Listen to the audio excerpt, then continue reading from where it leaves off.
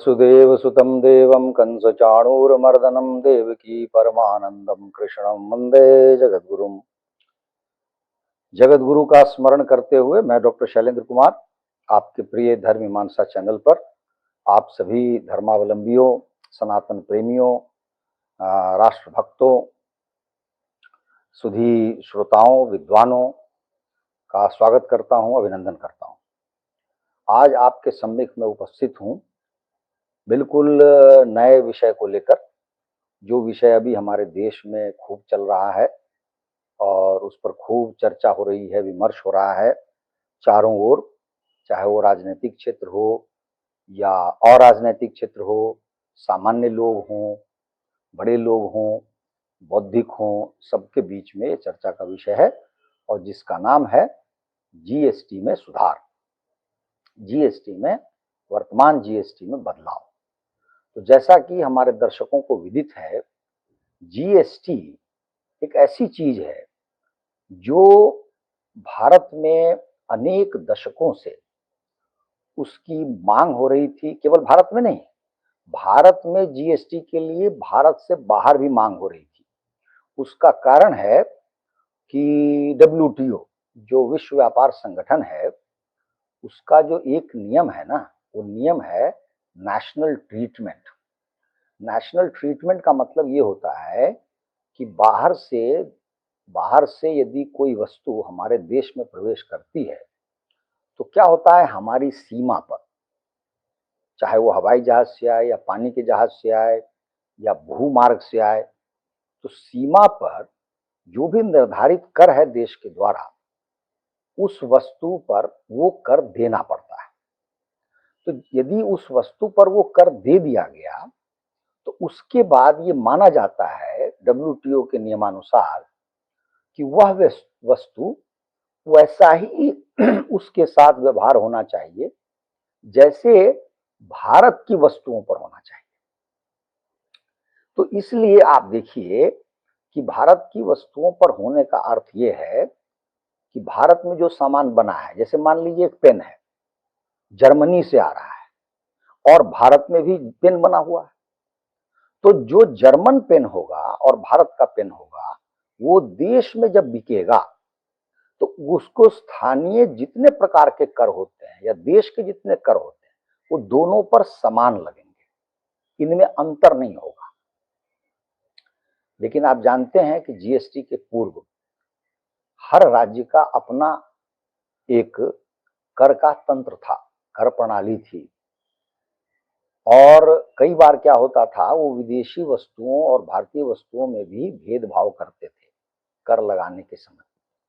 तो इसलिए जीएसटी की जो मांग है, ये हमारे लिए एक आवश्यक चीज थी, क्योंकि जो भी सदस्य विश्व व्यापार संगठन का सदस्य है, देश है, तो उसको उसके अनुसार ये काम करना था।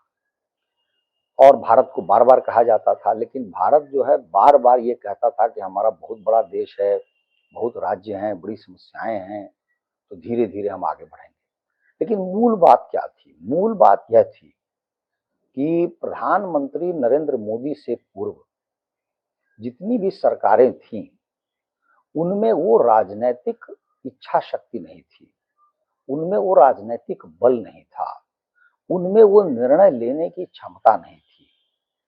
इसलिए 1995 में वो डब्ल्यूटीओ बनता है और आप देखते हैं कि ये कानून तो 2014 में जब प्रधानमंत्री बनते हैं नरेंद्र मोदी, उसके कुछ समय बाद ये जीएसटी बनती। तो मान लीजिए 15 वर्ष हो, 5 वर्ष हो, 20 वर्ष का जो समय है वो बीत गया, लेकिन इस पर कोई काम नहीं हुआ। ये बड़ा दुखद था। 1 मिनट के लिए हम भूल जाते हैं कि डब्ल्यूटीओ ने ऐसा कहा था। हमारे अपने लिए क्या ये आवश्यक नहीं था कि यदि एक पेन मैं खरीदता हूं तमिलनाडु में और वही पेन मैं खरीदता हूं उत्तर प्रदेश में या बिहार में या हरियाणा में, तो जो देश के राज्य के जो कर होते हैं वो समान लगे, ताकि मुझे उतना ही पैसा देना पड़े, चाहे मैं चेन्नई में खरीदूं चाहे मैं चंडीगढ़ में खरीदूं। तो ये हर भारतीय की ओर से भी आवश्यकता, मांग थी कि ऐसा होना चाहिए।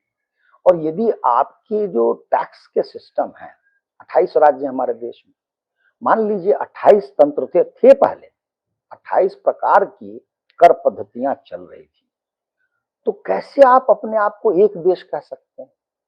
एक ही देश में एक वस्तु अनेक मूल्यों पर बिक रही है, तो आप में, आपके देश में या फिर नेपाल में उसको खरीदिए या भूटान में खरीदिए या म्यांमार में खरीदिए या चीन में खरीदिए, तो वैसा हो गया ना हमारा देश। तो इसलिए एक समान कर व्यवस्था अपरिहार्य थी, आवश्यक थी हमारे देश के लिए। दूसरा क्या था कि पहले जो कर प्रणाली थी वो राज्यों में तो अलग अलग थी ही, उसकी बनावट ऐसी थी कि उसमें अनेक लूपहोल होते थे, त्रुटियां होती थी, विसंगतियां होती थी, जिनके कारण भ्रष्टाचार अपरंपार था। हमारे आपके बीच में आप समझिए ना, ये कहावत की तरह ये बात थी कि सेल्स टैक्स का कोई ऑफिसर हो या और कोई ऑफिसर हो, ये जो आबकारी है, ये है, वो है, तरह तरह के जो ऑफिसर होते थे, ये सारे बड़े बहुत अधिक घूस खाते थे, रिश्वत खाते थे। तो जब रिश्वतखोरी होती है, घूसखोरी होती है किसी भी तंत्र में, तो उसका सबसे बड़ी हानि है वो सरकार को होती है, क्योंकि सरकार को कर नहीं मिलता है। जैसे मुझे, मैं अधिकारी हूं, मुझे कर वसूल करना है 50,000 रुपए, लेकिन कोई मुझे 5,000 या 10,000 रिश्वत के रूप में दे देता है, मैं उसको कर मुक्त कर देता हूं, तो वो पैसा तो सरकार को जाता ना। तो एक तो राज्यों के कर होते थे, फिर केंद्र सरकार भी अपना कर लेती थी। तो इस प्रकार से ये एक मकड़जाल था, ऐसा मकड़जाल था, इतना भ्रष्टाचार था। और सरकारें, चाहे राज्य की सरकारें हो या केंद्र की सरकार, इनको कभी इससे पर्याप्त जितना लाभ मिलना चाहिए उतना लाभ नहीं मिलता। और आप और हम जानते हैं, यदि सरकार को कर न मिले तो फिर सरकार कैसे काम करेगी देश के लिए? चाहे वो इंफ्रास्ट्रक्चर हो या स्वास्थ्य हो, शिक्षा हो, अनेक प्रकार के जो काम होते हैं जो सरकार करती है, उनमें से कोई भी काम नहीं हो पाता या बहुत कम हो पाता। और ये आप प्रत्यक्ष अपनी आंखों से देख सकते हैं। 2014 के पहले की जो सरकारें थी, वो आप देखेंगे, अभी भी आप कुछ गूगल करके देखिए, तो वो सरकारें हर समय रोना रोती थी पैसों को लेकर के, हमारे पास पैसे नहीं है, पैसे नहीं है, पैसे नहीं। अब आप देखिए कि अचानक इस देश में ऐसे लगता है कि ये देश धन धान्य से भरा हुआ है। अचानक जैसे लगता है समृद्धि आ गई है। 25 करोड़ लोग जो हैं वो, जो ये निर्धनता की रेखा है उसको लांग कर ऊपर आ गए हैं, और चहुंओर इंफ्रास्ट्रक्चर का जाल बिछ गया है। मैं इतना विदेश जाता हूँ, सारे संसार का मैंने भ्रमण किया है, तो मैं आपको बताऊं कि ये जो आज जो हमारे एयरपोर्ट है अपने देश में, और अब तो लगभग सब जगह नए एयरपोर्ट हो गए हैं। सबसे पीछे बिहार था, लेकिन वहां का भी पटना एयरपोर्ट अब बन गया है। तो एयरपोर्ट यदि कोई मानदंड है देखने का, तो संसार के जो सबसे अच्छे एयरपोर्ट होंगे, साफ सुथरे, बिल्कुल नए टाइप के, उनमें आज भारत सबसे आगे है। क्योंकि जिनको आप समृद्ध देश कहते हैं पश्चिम के, उनके एयरपोर्ट तो बहुत पुराने हो चुके हैं, तो वहां पे मरम्मत की आवश्यकता है, ये है, वो है। तो उस प्रकार से वैसे ही अब रेलवे में ऐसा सिस्टम हो रहा है। सड़कों का जाल है जो हमने आपने देखा नहीं था, कल्पना नहीं की थी, अब चारों ओर उसका जो है जाल बिछ गया है, नई नई सड़कों का। जहां नहीं है वहां भी बन रही है सड़क। तो इतना पैसा कहां से आ गया? तो उसमें जीएसटी की बहुत बड़ी भूमिका है, बहुत बड़ी भूमिका है। हर बिजनेस जो चलता है हमारे देश में, वो अपना पंजीकरण कराए, सबसे जो आवश्यक तो वो काम, ताकि सरकार जान पाए कि उनका उत्पादन कितना है, कितने में वो सामान बेचते हैं, तदनुसार उस पर कर लगाया जाए। तो ये पहले बहुत ही इसमें दिक्कत होती थी, पंजीकरण की प्रक्रिया बहुत जटिल थी, कठिन थी। लेकिन ये जो है ये जो सिस्टम ऑनलाइन चला, इससे इसमें सरलता आ गई, और अब सारी की सारी कंपनियां, चाहे कितनी भी छोटी क्यों न हो, उसको पंजीकरण उन्होंने कर लिया। तो हमारे यहाँ अचानक कंपनियों की संख्या बढ़ गई। अच्छा, इसमें जो गलत कंपनियां थी उनका भी पता चल गया, जिनको आप फ्रॉड कंपनी कह सकते हैं। तो वो जो है शेल कंपनियां जिनको कहते हैं वो भी निकल गई। तो जीएसटी हमारे देश में जो आर्थिक सुधार हुए हैं उनमें मील का पत्थर है।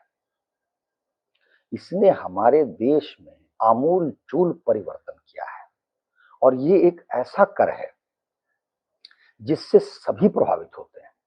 क्योंकि आप देखिए, एक भीख मांगने वाला व्यक्ति भी कुछ न कुछ वस्तु बाजार से खरीदता है और उस खरीदी हुई वस्तु पर कोई न कोई कर लगता है। यदि वो चीज सस्ती होती है तो उस भीख मांगने वाले को भी वो चीज सस्ती हो जाती है, तो उसके 2 पैसे बच जाते हैं। तो इस प्रकार से जो ये जीएसटी है, इनकम टैक्स में ये गुण नहीं है, इनकम टैक्स की विशेषता नहीं है। इनकम टैक्स तो वह टैक्स है, जैसे अभी 12 लाख के नीचे किसी को टैक्स नहीं देना है, तो 12 लाख के ऊपर वालों को टैक्स देना है ना। तो जितने लोगों की आय 12 लाख से कम है उनको इनकम टैक्स से कोई लेना देना नहीं। वो टैक्स में वो बढ़ोतरी होती है, कमी होती है, इससे उनको कोई अंतर नहीं पड़ता। जैसे हमारे देश में जितना कृषि का क्षेत्र है, किसान हैं, उन पे इनकम टैक्स नहीं लगता, तो उनको कोई मतलब नहीं। लेकिन जीएसटी से, जैसे मैंने कहा, भीख मांगने वालों तक को उस पर उसका प्रभाव पड़ता है और उधर जो है अंबानी अडानी जैसे जो लोग, उन पर भी अंतर पड़ता है। तो जीएसटी सबको छूती है, ये इसकी बहुत बड़ी विशेषता है। तो आप देखें कि जब ये लागू हुआ तो लागू होने के बाद आरंभ में 50-60 हजार करोड़ के आसपास ये कर वसूली होती थी एक महीने में। फिर धीरे धीरे ये बढ़ता गया और मेरी मेरी आंखों के सामने बढ़ा। और मैं भाग्यशाली हूं कि मैं 5 वर्ष तक वित्त मंत्रालय में रहा।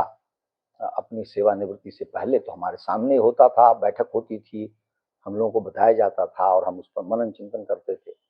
तो ये 60 हजार करोड़ के आसपास हुआ, फिर वो 70 हजार करोड़ हुआ, 80 हजार करोड़ हुआ, ऐसे बढ़ते बढ़ते बढ़ते बढ़ते 1 लाख करोड़ हुआ। जब 1 लाख करोड़ जिस दिन हुआ था, अभी कुछ 2-3 वर्ष पहले की बात है, तो हम लोगों ने एक प्रकार से उत्सव मनाया था वित्त मंत्रालय में, और बहुत बड़ी बात हुई थी। समाचार पत्रों में भी बार बार लोगों ने छापा, बताया कि 1 लाख करोड़ जो कर है वो केवल जीएसटी से हमें आ रहा है।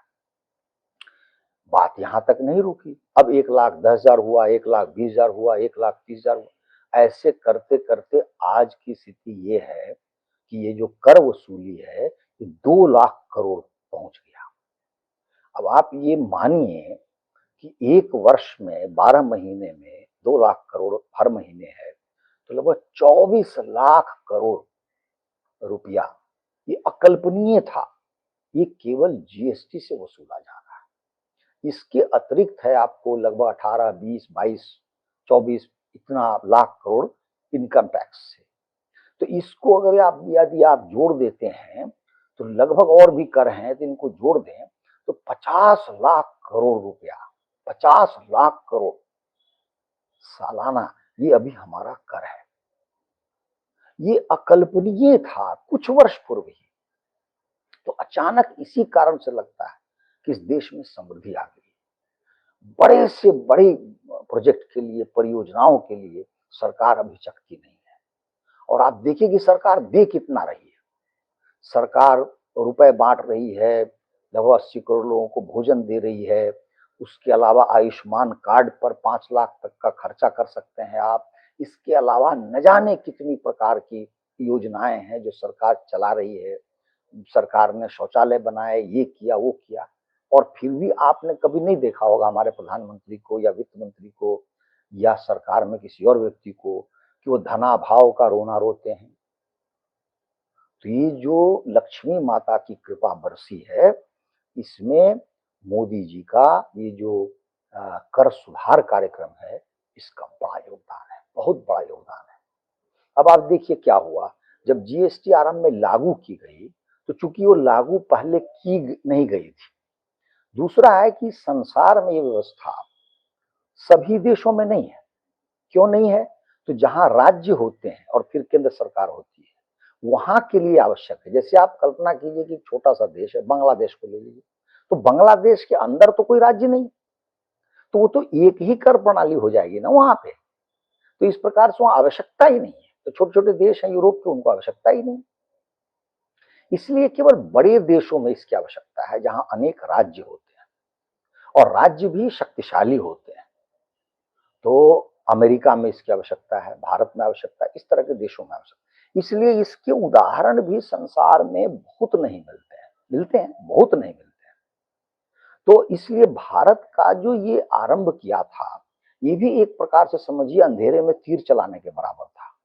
तो इसके परिणाम को लेकर के एक प्रकार की आशंका भी मन में थी और हम जानते नहीं थे इसका क्या परिणाम होगा, लोग कैसे लेंगे इसको, व्यापारी कैसे लेंगे, उद्योग वाले कैसे लेंगे, उद्योगपति कैसे लेंगे, कर वसूलने वाले अधिकारी कैसे इसको लेंगे। तो आशंकाएं थी। तो आरंभ में सरकार ने क्या किया था कि आपको 4 स्लैब बनाए थे, 12%, 18%, 28%, 5% ऐसे करके 4 स्लैब बनाए थे। तो आप देखेंगे कि 28% तक गया था, वो 18% तक गया था। तो ये अधिक है, कर के हिसाब से अधिक कर है। लेकिन सरकार ने आशंकावश ऐसा किया था क्योंकि सरकार को पता नहीं था। सरकार को लगा कि हम बहुत कम रखेंगे तो हो सकता है हमें कर ही ना मिले, काम नहीं चलेगा फिर।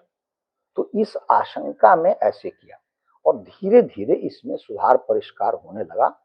और आज देखिए जब हम आपसे बात कर रहे हैं और जब ये परसों हमारे प्रधानमंत्री ने इसकी घोषणा की है, जो अद्यतन सुधार है जीएसटी का, मैं व्यक्तिगत रूप से मानता हूं अर्थशास्त्र का छात्र होने के नाते कि यह, मुझे ऐसा लगता है कि मोदी सरकार ने जितने सुधार किए हैं, आर्थिक बहुत सारे आर्थिक सुधार किए हैं, लेकिन उनमें इस सुधार को जो परसों हुआ है उसको मैं मानता हूं कि बहुत बड़ा सुधार है और इसके बड़े दूरगामी परिणाम होंगे।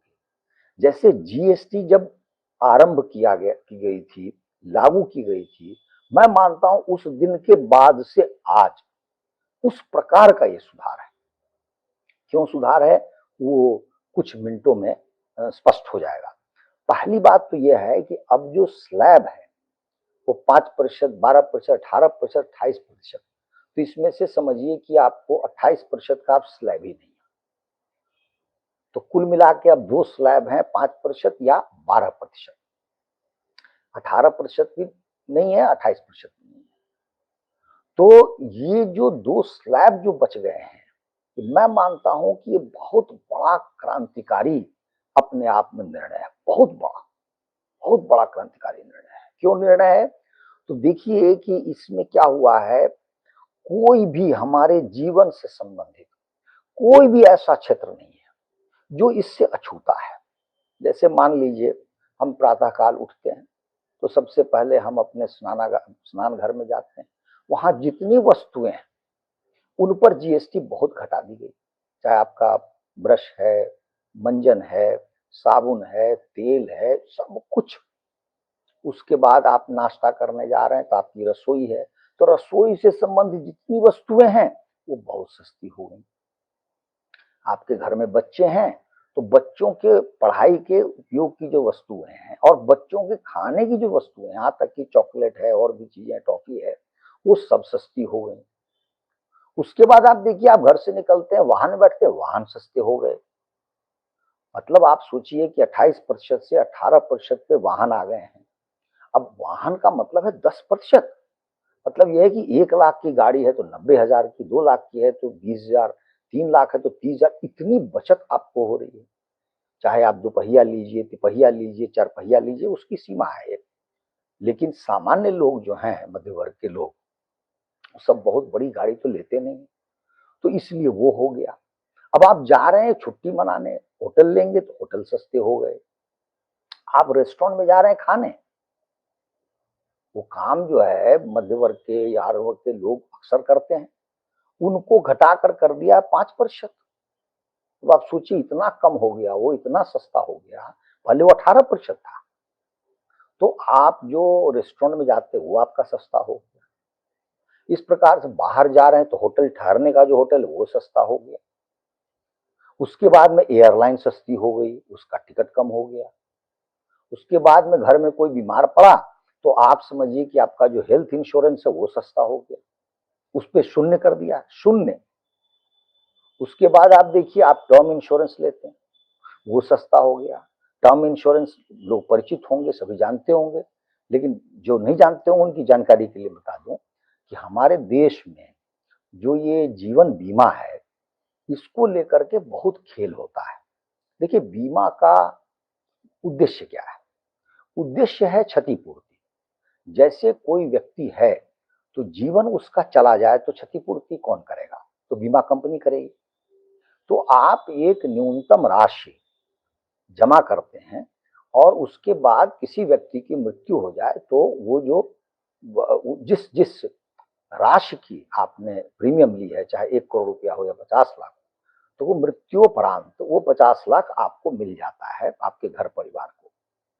तो ये उद्देश्य क्या है? उद्देश्य है क्षतिपूर्ति। जैसे कल्पना कीजिए कि कोई पानी के जहाज में सामान जा रहा है, बहुत सामान जा रहा है, तो उसका बीमा कराना है, तो आपने बीमा कराया।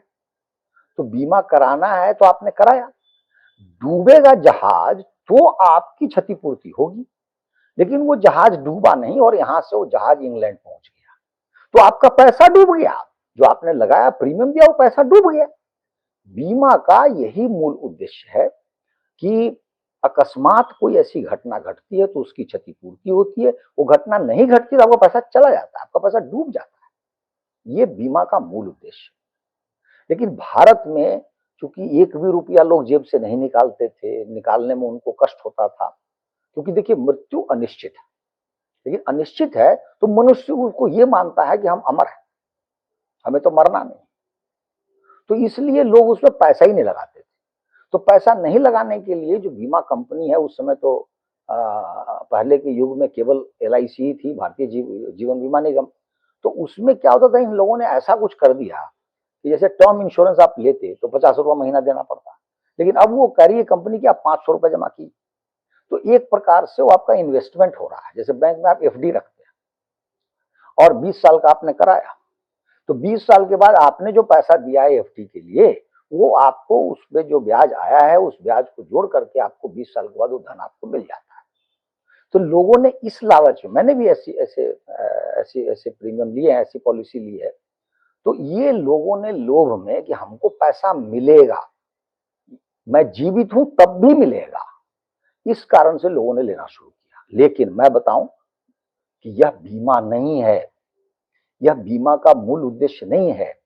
बीमा का मूल उद्देश्य आपने धन पर ब्याज कमाना नहीं है। तो पहले के युग में पैसा कमाना भी बहुत कष्टप्रद था।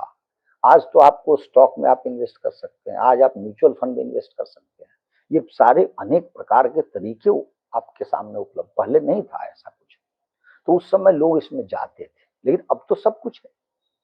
तो क्या सरकार ने किया है कि टर्म इंश्योरेंस पे जो टैक्स था, GST थी, उसको शून्य कर दिया। तो अब इससे क्या होगा, बहुत प्रोत्साहन मिलेगा लोगों को और वो खरीदेंगे। तो आप देखिए कि ये इतनी बड़ी क्रांति होने वाली है, इतनी बड़ी क्रांति होने वाली है, और 22 तारीख को ही सबको इसकी अनुभूति हो जाएगी, क्योंकि हर व्यक्ति प्रतिदिन कुछ न कुछ सामान खरीदता है। तो 22 तारीख को नवरात्रा के प्रथम दिवस जब लोग कुछ खरीदेंगे, वहीं से ही उनको परिवर्तित मूल्य पर वस्तुएं उपलब्ध हो जाएंगी। इसलिए जिसको कहते हैं तुरंत दान महापुण्य, तो आप पहले ही उसी क्षण से आपको इसका लाभ मिलना आरंभ हो जाएगा।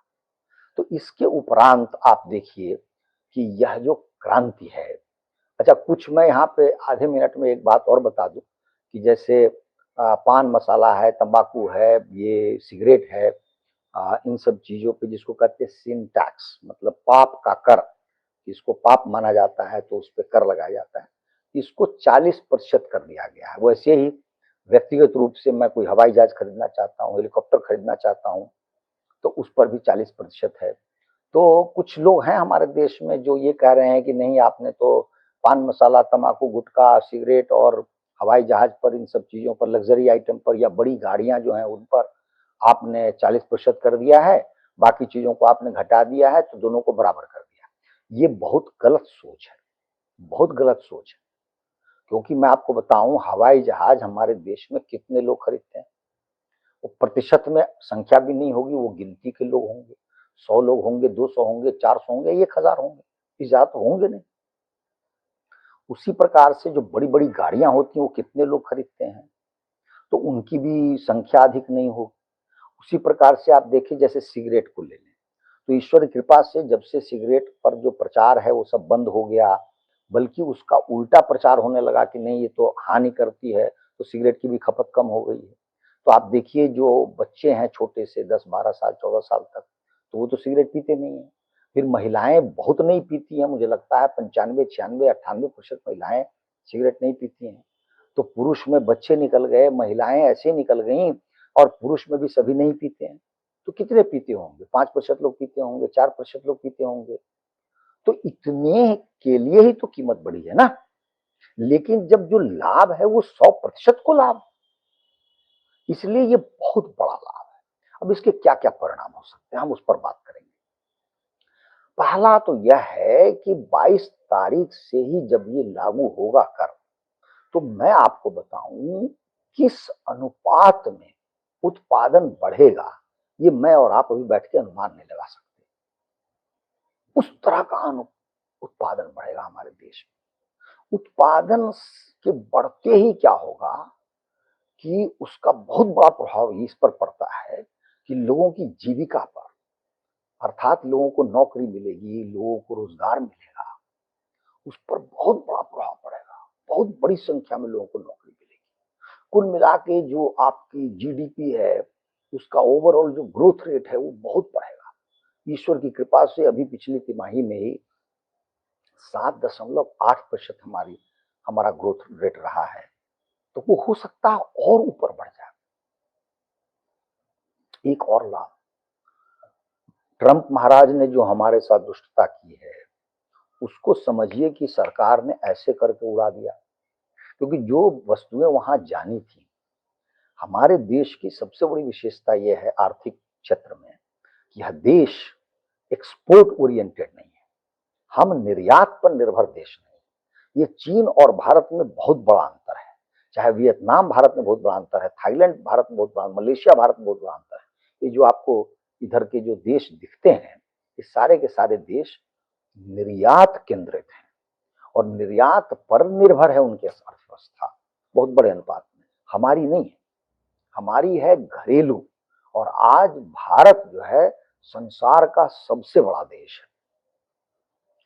140 करोड़ से अधिक लोग यहाँ रहते हैं, उनकी स्वयं की खपत इतनी है कि आप समझिए हम संसार का लगभग 16-17% हिस्सा हैं। तो इतना बड़ा जो हिस्सा हम हैं संसार के, इसलिए खपत भी हमारी होगी। खपत कब अधिक होती है?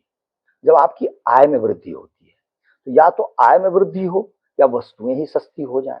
तो वस्तुओं का सस्ता हो जाना भी आय में वृद्धि है, आपकी बचत में वृद्धि है। तो आप उसको और खर्च करना चाहते हैं, आप और छुट्टी पे जाना चाहते हैं, वाहन खरीदना चाहते हैं, रेस्टोरेंट में जाना चाहते हैं, क्योंकि अब आपको उतना कष्ट वो नहीं देता, उतना नहीं पिंच करता, उतना महंगा नहीं रहता। तो ट्रंप महाराज ने जो किया है उसकी बहुत बड़ी काट इन्होंने कर दी है कि ट्रंप का जो टैरिफ का असर होता, प्रभाव होता, वो प्रभाव लगभग समाप्त हो जाएगा। एक दिन में नहीं होगा, लेकिन 2-3 महीनों में होगा। उसके अलावा जो आपको आपकी अर्थव्यवस्था छलांग मारेगी, मतलब बहुत जोर से आगे बढ़ेगी, उसका प्रभाव ये होगा कि हम जो कहते हैं, जो प्रधानमंत्री मोदी ने विकसित भारत का नारा दिया है, वैसे मैं विकसित शब्द का प्रयोग नहीं करता, मैं समृद्ध भारत का शब्द का प्रयोग करता हूं। समृद्धि की ओर हमें बढ़ना चाहिए। विकास और विकसित से कोई उसका उस शब्द का बहुत अर्थ मुझे नहीं समझ में आता। वो मुझे लगता नहीं कि भारतीय जो वांग्मय है, शास्त्र है, उसके अनुरूप वो शब्द है, वो नहीं है। इसलिए समृद्ध भारत, तो समृद्ध भारत का जो लक्ष्य है उसको प्राप्त करने की दिशा में जो हम बढ़ रहे हैं, संभव है 2047 कौन कहे, हो सकता है हम 45-40 में भी हम उस स्थिति को प्राप्त कर ले, वहां तक पहुंच जाए। तो इतनी शक्ति इस कर सुधार में है। अंतिम बात यह है कि सरकार ने ये अनुमान लगाया है कि 48,000 करोड़ की सरकार को हानि होगी। जब सरकार कर घटाती है तो सरकार को जो कर मिल रहा था उसमें कमी होती है ना। एक प्रकार से यह सुधार नहीं होता तो सरकार के खाते में 48,000 करोड़ रुपए जाता। अब वो राशि नहीं जा रही है और वही राशि लोगों में बट गई है। हर व्यक्ति को 200, 400, 500, जैसे कि आज आज जो छपा हुआ है समाचार पत्रों में, एक जैसे मैं आप बताऊं आपको कि कोई व्यक्ति कपड़े जूते आदि खरीद रहा है 3,000 रुपए का, तो पहले टैक्स था 350 रुपया, अब होगा 150, 360 था तो 210 रुपए की बचत हो गई। उपभोक्ता वस्तुओं में अगर 25,000 रुपये आप 2500 रुपये खर्च करते थे तो आपको 325 की बचत हो जाएगी। बच्चों की स्टेशनरी यदि 1,000 रुपये खरीदते थे तो आपको 120 रुपये की बचत हो जाएगी। पर्सनल केयर जो सामान मैंने बताया वो 2,000 का यदि आप खरीदते थे तो 260 रुपये की बचत होगी। टर्म इंश्योरेंस 3,000 का यदि आप लेते थे तो 540 रुपये की बचत हो गई। तो इस प्रकार से आप देखिए, एसी है, टीवी है, जितने इलेक्ट्रॉनिक उपकरण हैं या जितने सामान है, डिशवॉशर है, सब कुछ अब सस्ता हो गया। तो वही तो 48,000 करोड़ या 50,000 करोड़ धनराशि सरकार ने लोगों में बांट दी है, जो मैं आपको बचत बता रहा हूं। तो उससे क्या होगा, ऐसा प्रश्न हो सकता है कि सरकार के की निधि में कमी आ जाएगी। तो ऐसा ना हो कि सरकार पंगु हो जाए। सरकार जो खर्च कर रही थी, चाहे वो इंफ्रास्ट्रक्चर पर हो या कल्याण से संबंधी योजना हो, जन कल्याण की शिक्षा है, स्वास्थ्य है, तो उसमें तो क्या कटौती होगी। तो मेरा मानना है ऐसा कुछ नहीं होगा, क्योंकि कर का जो सिद्धांत है, जब कर घटता है तो कर वसूली बढ़ जाती है। हाँ, तुरंत नहीं बढ़ती, उसको 1-2 महीने 3 महीने का समय लगता है। क्या होता है कि अब उत्पादन बहुत बढ़ेगा, लोग अधिक व्यय करेंगे, तो 2 से 3 महीने में ये लगभग न्यूट्रलाइज हो जाएगा। जितनी धनराशि सरकार को मिल रही थी उतनी मिलनी शुरू हो जाएगी और फिर कालांतर में उसमें बढ़ोतरी होनी शुरू हो जाएगी। तो कुल मिला के मैं जो कह रहा हूं उसका सार यह है कि अपने आप में जिस समय प्रधानमंत्री मोदी की सरकार ने इस जीएसटी कानून को बनाया था, संसद में पारित किया था और सर्वसम्मति से किया था रात्रि बेला में, उस दिन के बाद से आज 2025 में जो हमारा सुधार हुआ है, ये उतनी बड़ी घटना है, उतनी बड़ी घटना है जिससे कोई भी भारतीय नागरिक अछूता नहीं रहेगा। और इसकी जो धमक है, इसकी जो चमक है, इसका जो प्रभाव है वो संसार में फैलेगा, क्योंकि संसार देख रहा है कि भारत किस द्रुत गति से आगे बढ़ रहा है। और यदि कुल मिलाकर हमारे सामान सस्ते होते हैं, हम और प्रतिस्पर्धी होते हैं, तो कल को हम निर्यात करने में भी और हमें लाभ होगा, हमें बहुत इसका लाभ मिलेगा। तो ये मैंने सोचा कि हमारे दर्शकों को बड़े ही सरल ढंग से इस बात को समझ लें और इसका आनंद उठाएं।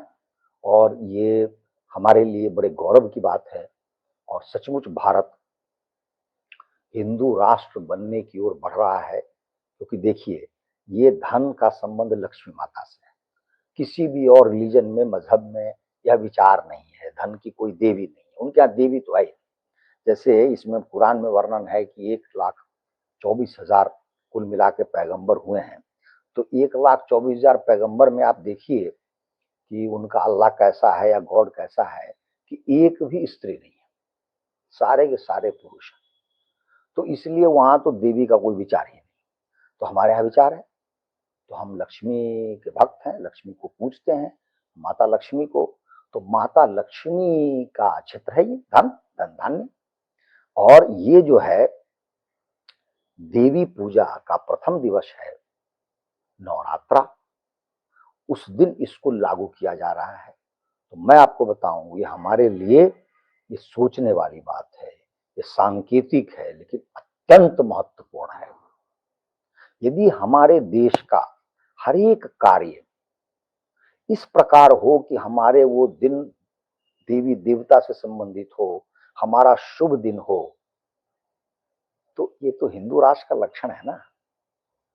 हम उस पवित्र दिन को कोई कार्य आरंभ करते हैं। हमारे यहाँ वैसे भी पंचांग का चलन है और हम शुभ मुहूर्त पर काम करते हैं। तो ये भी आपको बताऊं, पहले ऐसा नहीं होता, बिल्कुल नहीं होता, क्योंकि हमारे देश पर जो पुरानी सरकारें थीं, उनकी सारी ऊर्जा मुसलमानों को तुष्ट करने में, प्रसन्न करने में लगी रहती थी। तो इस प्रकार से मैं मानता हूं कि हिंदू राष्ट्र के रूप में भारत जो बनना है, उसकी ओर एक पग है, एक बड़ा पग है। भले सांकेतिक हो, समृद्ध भारत होगा, और ऊपर से ये नवरात्रा के प्रथम दिवस पर, देवी के प्रथम दिवस पर इसका क्रियान्वयन आरंभ होगा। तो इसी बिंदु पर मैं अपनी वाणी को विराम देता हूं और आशा करता हूं कि आप सब इस वार्ता से आनंदित हुए होंगे, और मैं मानता हूं कि एक ठीक ठाक अच्छी समझ या अच्छा इसमें आपको जानकारी हमने देने का प्रयास किया है। तो यहीं पर विदा लेते हैं आपसे, और आग्रह करते हैं कि हमारे चैनल को सब्सक्राइब करें, हमारी वार्ताओं को सुनें, और हो सके तो लाइक करें, और अच्छा लगेगा मुझे कि आप टिप्पणी भी अवश्य करें। तो आपसे विदा लेते हैं, फिर किसी विषय पर आपसे मिलेंगे। जय श्री राम।